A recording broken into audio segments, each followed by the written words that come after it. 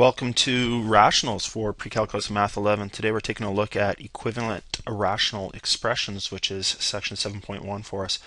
A little bit of a change of pace from trigonometry. We're going to take a look at basically rational expressions, which are like fractions, really. When the numerator and denominator of a fraction are both integers, we call this fraction a rational number. So that'd be like 1/2, 2/3, that sort of thing. That's a rational number.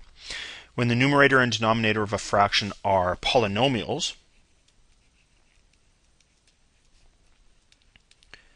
so you remember polynomials are things like x squared plus 5, x cubed minus 7x plus 2, that sort of thing. Then the fraction is called a rational expression. So a rational, whenever you see the word rational, think fraction kind of idea.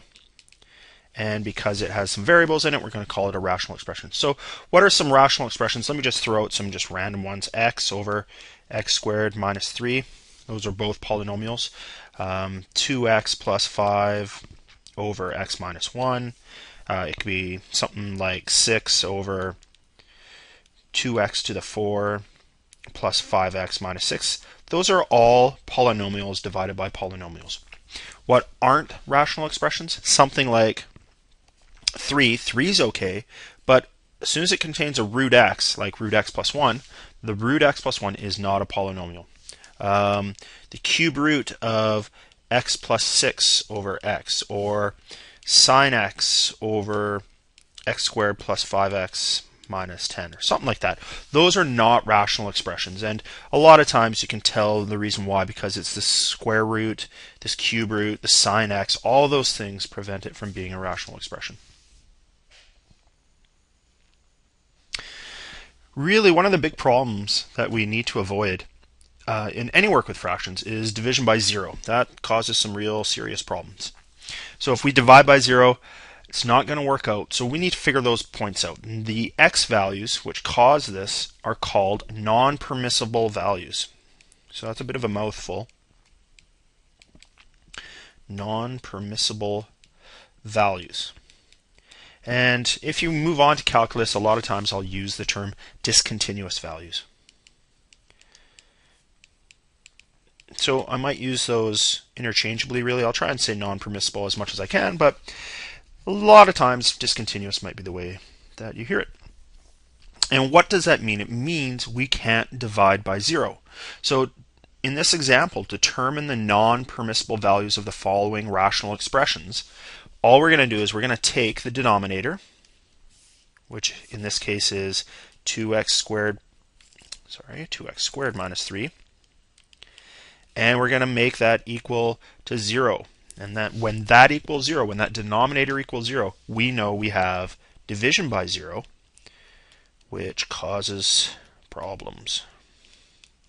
So add 3, divide by 2, take the square root. Remember, square root, we have to have a plus or minus.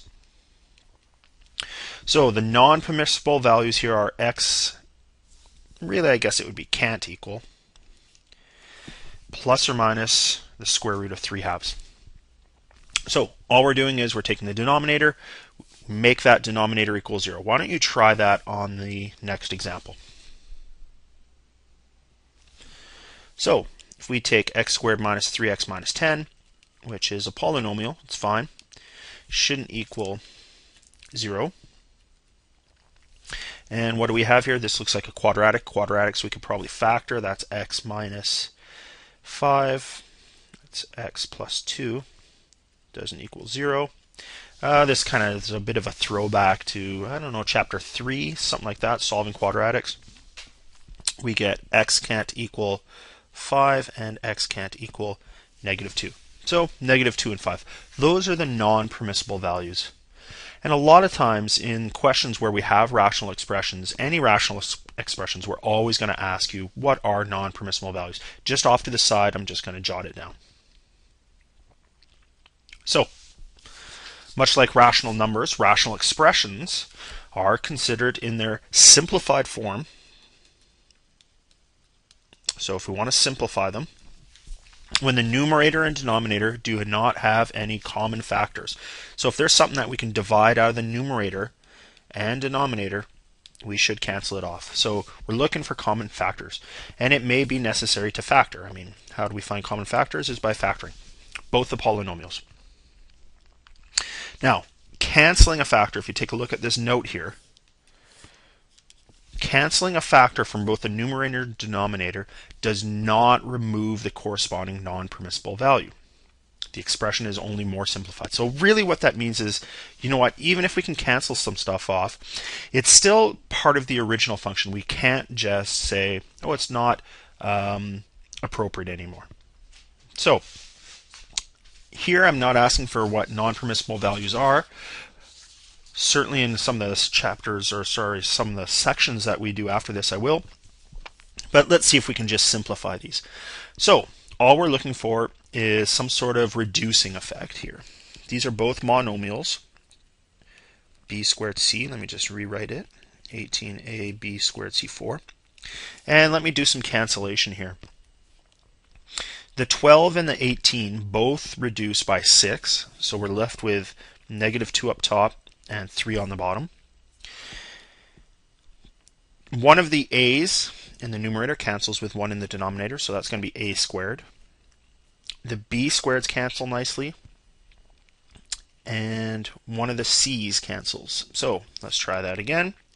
We have a fraction, it's -2/3. We have a squared in the numerator still. In the denominator, we should have a c cubed. So there we go. Really just a kind of a simplifying idea. Just like in fractions where we can reduce, same idea. So factor first, then see if we can reduce. Let me do excuse me, let me do b here for you. Out of the numerator, I see I can factor out a 2x cubed, leaving me with a y minus 2. So we have 2x cubed, factor it, leaving a y minus 2, so that's the greatest common factor idea.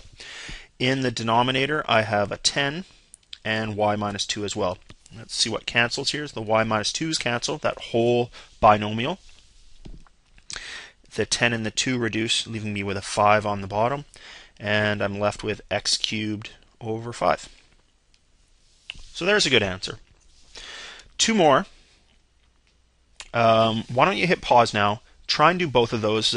Question D might be a little bit more challenging. See if you can factor those and reduce. So, all the factoring we should know from chapter 3. Let me just tear through this a little bit. X squared minus 36 is a difference of squares. That's x minus 6, x plus 6. In the denominator, x squared minus 4x minus 12 factors into an x. It looks like a 6 and a 2, so let's just say 6, 2. The -6 has to be bigger, and +2 is fine. And we get cancellation of x minus 6. Now notice, you definitely cannot cancel parts of binomials. You cannot cancel the x's off, and you can't reduce the 6 and 2 to make it 3. Your answer here isn't 3. It has to be x plus 6 over x plus 2. That's kind of like saying if I had, 24 over 22, that we could reduce parts of the numbers. That's not really the case. So in this case, we have to end up with still kind of those binomials there. The 2x squared minus 11x plus 12, let's see how that factors. It's 2x and x. I assume it's going to be a 3 and a 4 here, so let's go 3 and 4. That gives me 8. Make that negative, make that negative. So 2x minus 3 and x minus 4, that's 12. Just double checking. 32 minus 2x squared. Let me factor out a 2 first. We have 16 minus x squared. Oh, that looks a little bit like a difference of squares. Let me expand, sorry, not expand. Let me factor that as a difference of squares in the denominator. 4 minus x and 4 plus x. Any cancellation? Well, you know what? X minus 4 and x minus 4 in the numerator and 4 minus x in the denominator are very, very similar. If I factor out a negative sign, that becomes x minus 4. And that I can leave as 4 plus x. Now the cancellation occurs. The x minus 4's cancel. And in the end, I'm left with negative 2x minus 3 in the numerator a 2 and a 4 plus x in the denominator, which is fine. You could rewrite it as x plus 4. It's completely up to you. So rational expressions, all we really care about is factoring and reducing, and certainly this idea of taking the denominator and making it equal 0 because of non-permissible values. This ends the notes for equivalent rational expressions, section 7.1.